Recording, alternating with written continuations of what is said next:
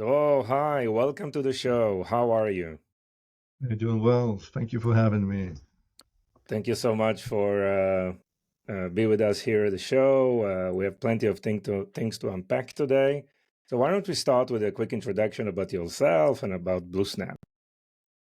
Absolutely. Yeah. So my name is Dror Birzon, and I've been doing payments for over 10 years now, working for BlueSnap, which is a global payments technology company that develops a payment orchestration platform that pretty much solves the biggest challenges e-commerce companies are facing online, which include, but not limited to, how to convert more users into buyers, which means those site visitors that come to your website. How do you actually convert them into an actual purchase?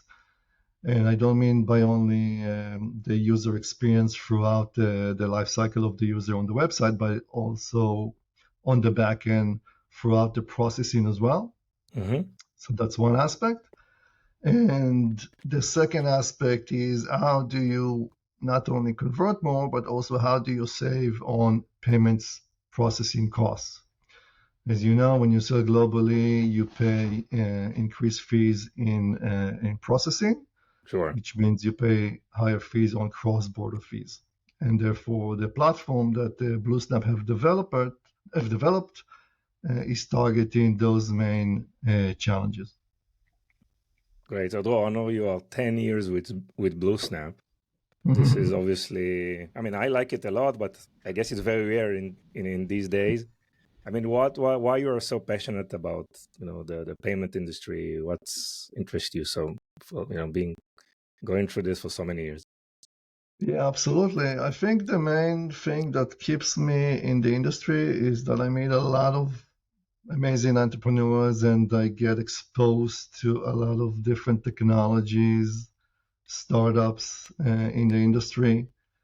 So I think that keeps me on the edge to see Okay. what's next. And of course, part of my work, I meet a lot of interesting people and I engage in a lot of meetups and conferences. So that keeps me definitely engaged in what's going on in the market, and that is something that I love to do. And that's what kept me alive in this, I'm going to say, challenging industry for Yeah. so many years.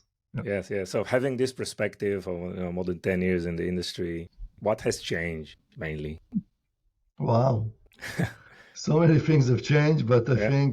I think the what have changed is the usage of various technologies in order to impact and improve the shopper experience. I mean, I think you already know that everybody's talking up about AI, Hmm. which is the biggest buzzword. You know, it was crypto a few years ago. Now it's AI all over the place, and AI is being used all over the place around the shopper experience and on e-commerce websites all over the world, including AI technologies that do either product recommendations or personalizations and fraud prevention, and pretty much throughout the life cycle and of the shopper experience on the website. Sure. I mean, there is no episode without AI, right? As a topic. I mean, and you've mentioned that right at the get-go. So let's try to understand specifically on BlueSnap and the payment workflows and the various use cases how AI is helping and what is really working these days. Yeah, so I think there's several aspects that AI has been used very strongly recently and will continue to grow in that aspect. One of them is the aspect of personalization, which means how do you personalize the user experience to each one of your users differently. Hmm. Each user has different searching criteria. Each user has a different purchasing pattern. So based on the history of the user, browsing history, purchasing history, you personalize the content in order to convert more of those users into actual buyers. So you personalize the recommendations to recommend relevant products to specific users. In addition to that, throughout the process of the user making searches on your website, you can make recommendation, right? As the user is actually making searches on the website, you recommend the relevant products Sure. that can help convert them into actual buying and not only searching. So personalization is one aspect. Chatbots is also an interesting one. Chatbots, those are the ones that actually replacing human intervention. No need for anyone to call your support team. No need to keep anyone awake during the night. You have a chatbot that sits on your website and assists the user throughout the purchasing process, answering questions, recommending different products that might be relevant for them, and more. Yeah. If you want more, I have more, but it depends on. Let's continue. So other means of usage of AI is around fraud prevention. Okay. Fraud prevention is a major pain for online e-commerce stores.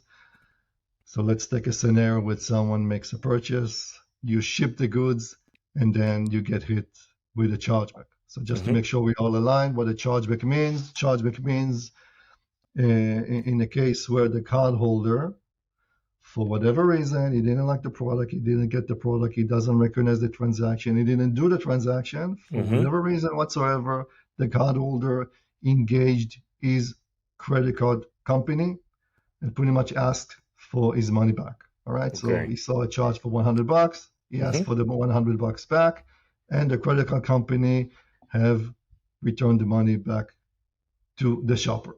Okay, so that's why fraud is a very big pain, especially in e-commerce where there are actual physical goods being sent and delivered. Sure. And using technologies that help you prevent fraud is actually one of the biggest, I'm going to say challenges, but there are various technologies out there that help e-commerce stores fight chargebacks and fight fraud by analyzing the user behavior on the website. They do device fingerprinting. They pretty much record any aspect of your, I'm going to say, your experience or your behavior on the website. Yes. And based on different parameters, they actually can prevent fraud, decline the transaction before it's even sent to the bank to be approved. Yeah, like you mentioned, behavior analysis, like history matching, like creating various, data points that actually. So what's the idea? The idea is to prevent this transaction from the get-go, like identify the user and what is the experience that those users will have. Exactly. So you can imagine that user is now trying to make a purchase. He's entering his credit card details, but the transaction based on the, I'm going to say, internal scoring or whatever AI logic that was built, the transaction will be declined before it was even sent to the bank to get approved. Yes. Any indication what are the percentage rates for this type of transaction these days? Well, again, it really varies and depends on the industry. So that's why I prefer not to touch it. But again, it really depends on the type of product, the average ticket value, regions, different aspects impacted.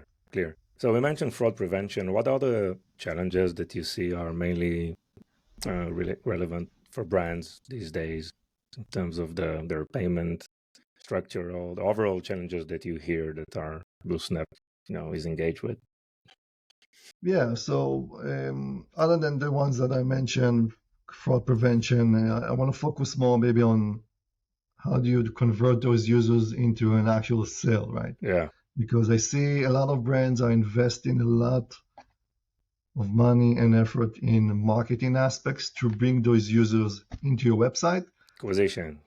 Acquisition, exactly. But when they land on the website, the user experience is not optimized. Therefore, you lose a lot of those users and they do not convert. Okay. And if you look at industry statistics, an average of around 2% of website visitors will convert into an actual purchase. Yeah. So that's only 2% of those visitors. So you better invest heavily in optimizing your total shopper experience in order to convert them into an actual purchase. Yeah. And in order to do that, we can look at the main aspects that you can do as a website owner, as an e-commerce website owner, in order to increase those conversions and convert them into an actual sale. And it all starts from the moment the user lands on your website. Okay, so you got to stop doing those pop-ups, register to a newsletter or sign up here for an account or whatever unnecessary step. Do not do it. No need for any extra steps. Do whatever, or less is more in our domain. Less steps means more conversions, because users lose their patience. Your goal is to convert them, not to have them register. Your goal is to convert them and have them complete the checkout process successfully. So you can offer guest checkouts. You can use autofill forms in order to save the user time when he's actually filling the forms with his address, shipping address, etc., credit card information. The more time-saving aspects and tools that you can use, this is what you need to do. Don't ask for any extra information whatsoever. So less is more. Mobile friendly. I think if I was looking at the statistics recently, over 60% of sales are done via mobile. Okay, so mobile is here to stay, and you better, if you have an e-commerce website, you gotta make sure your website is optimized for a mobile experience. What does it mean? It means for example, that you need to enable payment methods that are mobile, or mobile wallets, for example, Apple Pay, Google Pay, which enable the user to do a faster checkout within a click. Yeah. Okay, so mobile experience is very important if you don't want to lose users. And I see a lot of companies that actually don't focus on that. And when I go via mobile phone or a tablet to the website, I still need to do additional scrolling. They don't have the relevant payment methods. And all of that hurt the user experience, which will result in additional or increase in abandonment rates. Yeah. What more? Multiple payment methods. Okay, so I think we all know that credit cards is the main payment method that being used online. I think it's over 50% will prefer to use credit cards. But what about, I'm going to say the other 40% or more? This is why when you build your e-commerce website, make sure to utilize alternative methods as well. Alternative methods can include, of course, mobile wallets, right? Google Pay, Apple Pay, PayPal. What about buy now, pay later solutions, right? Which get a lot of traction recently, especially if you sell high ticket value goods, right? $100, thousands of bucks. If you give it a BNPL option, that will help you convert more, because people feel more secure and feel more confident to use a BNPL, for example, when the ticket value is very high. Yeah. Alternative methods is also crucial when you are selling globally. Why? Because in different regions around the globe, different payment methods are relevant, right? Ideally in Netherlands, Boleto in Brazil. So when you sell globally, you need to think locally, right? You need to make sure you enable local payment methods in the different regions that you target. Otherwise, again, you'll be losing many clients. Credit cards, again, is the main one, but it should not replace enabling additional payment methods. Let the user pick the payment methods that he feels more confident in using during the payment process, during the checkout process. Without that, you'll be losing many users. So what you're saying, brands should make all these options available on their platforms, right? I mean, absolutely. And have all these options available for shoppers to check out in their own, the way you would like to do that. Obviously, not just credit cards, but you mentioned also, digital wallets, which is big. Like in the US, we know that almost half of the consumers have made a purchase through digital wallets, and it's probably one of the biggest differentiators. I mean, credit card is not enough, right? Obviously, in other parts of the world, debit cards also, and some localization of payments, of course, is very, very absolutely important. Debit, bank transfers. Yes. I mean, when you choose, I'm going to say, a global payment provider, he should be the one also helping you in that strategy, because what I see is there's a lot of e-com entrepreneurs out there which know very good their business, but they don't know e-com, they don't know payments. When you pick, like everything in life, when you pick a partner, make sure it completes you with the knowledge that you don't have. So when you pick a global payment provider, make sure that he also be the one that helps you strategize what payment methods to use, how to convert Sure. from which technologies to implement during the checkout process. This is a very important aspect of selecting the right payment partner Of course. as part of your growth. In terms of international expansion for entrepreneurs and for brands and the localization of the payment factors, I mean, you've mentioned some of those, but if we want to just zoom in on that specific topic, what localization really means, for a complete solution. Yeah, so localization has different aspects. It's not only using and utilizing local payment methods, but also local language. Okay, I know people by default will do English and sell globally, but clearly when you sell to Latin America or Asia, for example, some people know English, but clearly they will prefer naturally to buy in their own language. Their own language, yeah. So that's one aspect. And two, which is I think it's more important, is selling in the local currency as well. Okay, why? Because naturally, when you go and you sell into the different regions, and I see a lot of e-com companies or e-com entrepreneurs sell in USD because it's, that's the simple, that's the default USD for all. But bottom line is when you sell globally, people prefer to buy in their own currency. Why? Because they may be hit with the currency conversion, right? Because if my card is, for example, was issued in EU, and the default currency is euro, and now I'm buying in USD, I will get hit by currency conversion by my credit card company. Bad experience.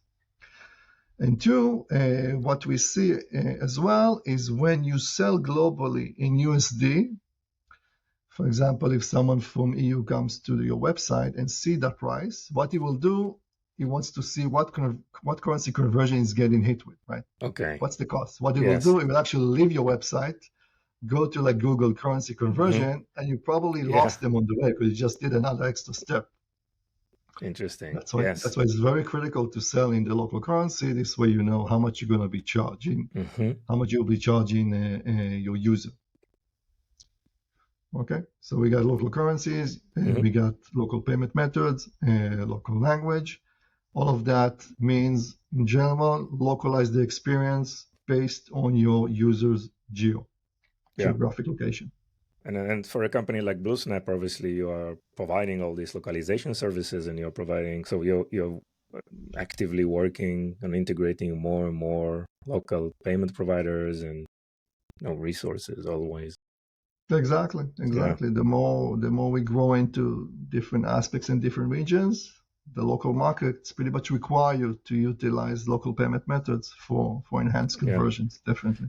One of the greatest terms is BNPL. I think it's worth spending some more time on BNPL. Just latest statistics. I mean, 2022, 360 million people worldwide using BNPL, and this is going to go up to 900 million BNPL users by 2027. Right, and you've mentioned that BNPL is very, very relevant for high ticket orders, right? But why do you think this is really such a major opportunity for brands? Yeah, I think it's a major opportunity because, again, if you're looking at the trends, you can see major growth. More and more users are, I'm going to say, adopting those type of methods. Yes. And if you look at statistics on e-commerce websites, you can see that those alternative methods actually help you convert more users into buyers. Why? Because if a user comes to a website and he buys, let's say, multiple products, and the total amount reaches, a few $100 usually, or a few thousands of dollars, naturally, or psychologically, it's going to be simple for him to split the amount into several payments rather than do one charge on his credit card. Yeah. Right? Some credit cards might have a limitation, so all of that aspects are being solved when you're utilizing a BNPL type of solution. Yes. Everybody knows Klarna, and Split It, which is an Israeli-based company that pretty much took the installment aspect as well globally. So again, especially for high ticket priced e-com websites, BNPL is definitely another payment method that you should utilize as part of your strategy. Sure, sure. Another important trend that is probably, started in China or the Asia and now very strong also in the US is social commerce, right? Nearly half of like 47% of US consumers already made a purchase through social media checkouts. And now with the explosive hype and growth of TikTok Shop, right, in the US and the UK and rolling out in more and more countries, I mean, how do you see this evolving, and why do you think people are happy? Or because they were initially they were kind of reluctant to check out on social, but now things have changed, I guess. Yeah, today all those platforms that you mentioned, Instagram, TikTok, Facebook, Pinterest, all of those platforms have an integrated or a seamless type of checkout experience Yes. for their users. And pretty much e-commerce companies and e-commerce brands are using those platforms as an additional storefront, right? So you can imagine that you have an e-commerce brand that you have your own domain. And now by utilizing those social platforms, Yeah. that gives you additional storefronts that can expose you to additional users. Today, where most people are, I'm going to say, spending a lot of time on social media platform, this is where your users are mostly coming from. This is where all the engagement is happening. This is where people are recommending products, discussing with others about different products. Yes. So definitely, while having your own website and your own domain is important, but do not leave the aspect of social commerce as well, which is very crucial and shows a continuous growth, which can encourage more and more people to buy from your Yeah. brand as well. Yes, I mean the market is getting more and more competitive, and brands are looking for more channels, right, to sell. I mean, sell where their potential shoppers are spending time on, right? And we know how much social time we're spending every day. So some of these platforms are more for entertainment, some of these platforms are more for social, but definitely, commerce within social is increasing substantially, and also within marketplaces, like more marketplaces or like the retail media opportunity. A lot of brands are going beyond their traditional storefront and trying to generate business from outside of their storefront, right? Absolutely, Yeah, absolutely. And just yeah. want to add, in addition to social commerce, I feel that social proofing is also a critical path Okay. to converting more users into buyers. Social proof, let's just talk about it and see what it means. Mm-hmm. Social proof means when someone makes a purchase on a website, you need to find a way to encourage that user to share about his experience, about his positive experience. So it Uh-huh. could be in the form of a testimonial, right? Where he Okay. actually writes a few sentences about his good experience on your website, Okay. but also encourage him to give a review. Why? Because we can see that most people, before they're actually making a purchase, actually, if I saw online, I think it was over 90% of users will read an online review before actually going and making a Wow. purchase. So, 90%. yeah, it's Crazy. people today where the information and data is all around you. It's very Yeah. simple to see, hey, I'm going Sure. to this website. What other people are the users like me Wow. experience there? Yeah. So Mm-hmm. that's why brands are investing and will continue to invest in social proof. As I mentioned, it could be testimonials, could be reviews, which made visible online and on your website. Mm-hmm. So when someone comes to your website, it gives them that sense of confidence that his experience will be good as well as the same as other users as well had on your Yes. website. Yes. Clear. Another interesting opportunity is like merging of online and offline, right? Like buy now, you know, I mean, and then probably pay in the store. How do you see integrations of, point of sales or overall, shoppers, type of purchasing method that is evolving offline and online? So I think the trend that I see around that is, as you mentioned, e-commerce stores are pushing more maybe that you will buy online for the Yeah. simplicity Mm-hmm. of the checkout process, but then you can actually pick up the goods in an actual physical Yeah. store. So you go with that receipt that you got, and then you go to the Mm-hmm. physical store to pick it up. In some cases, again, the deliveries, of course, but in some cases, some users will prefer to actually go to the physical store and pick it up from the storage. Mm-hmm. Yes, and then this is like buy now, pick up later, right? But might not So be that's the that's another BNPL. interesting. That's another That's BNPL for you. another BNPL, the version 2 BNPL. Yes, that's another thing that I think is very interesting for a lot of shoppers. And we mentioned like social commerce before. I think the main drivers, obviously, for social commerce is video, right? So definitely a major trend, which is obviously what Vim is all about. I mean, we are in the video commerce and a shoppable video type of experience. So we see now technologies that are enable you to check out from within the video experience, right? What do you see is happening on this specific trend right now? Yeah. So video, let's say in simple words, video converts more than images, right? Okay, Because statistics sure. show very clear that when someone sees a video, it will highly or mostly have higher probability of converting into actually buying that product versus a person who just saw an image of the product, Yeah, right? Because yeah, the videos are more engaging. You got the sound effects, you got the motion, all of that. I'm going to say all of those effects hmm help to convert more users into an actual buyer. and definitely, video is also like you have live shopping events. That is, the US is trying to catch up, or the Western world trying to catch up with China.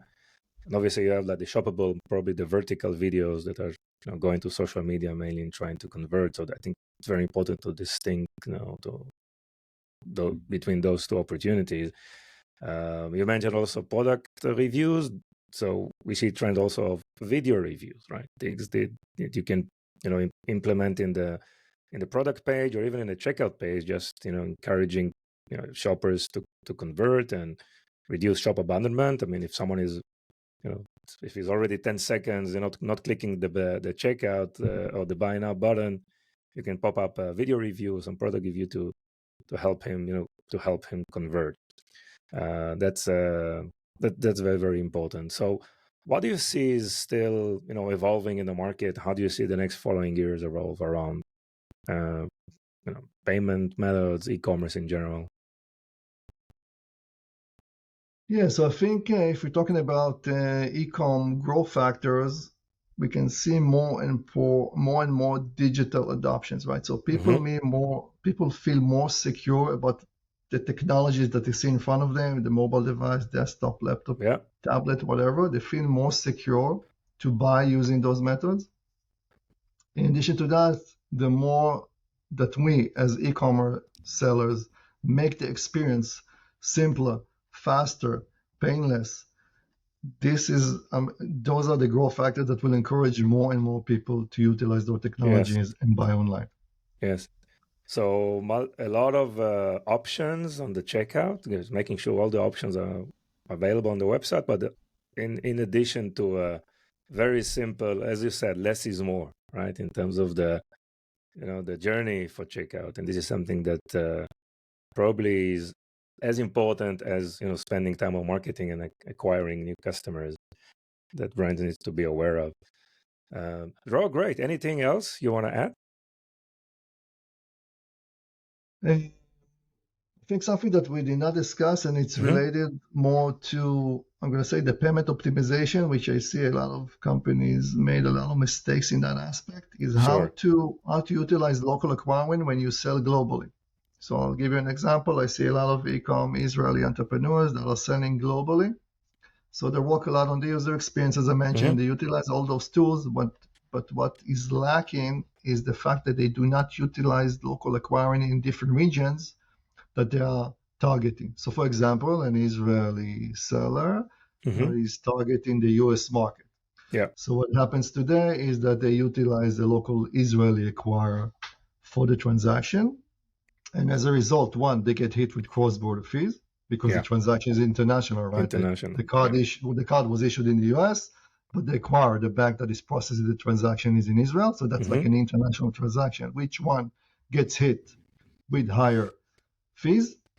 And two, statistically, the success rate or authorization rates will be lower. Why? Because of fraud and whatever automatic rules that cause the Okay. transaction to be declined.